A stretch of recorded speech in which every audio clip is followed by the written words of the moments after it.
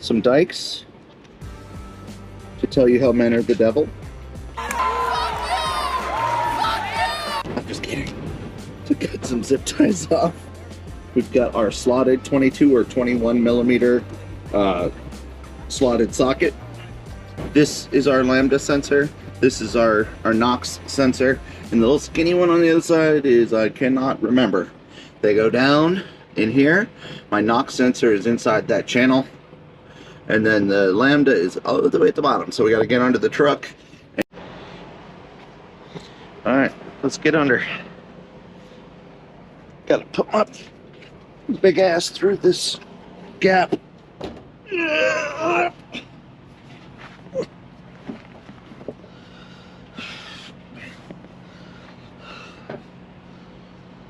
I'm stuck.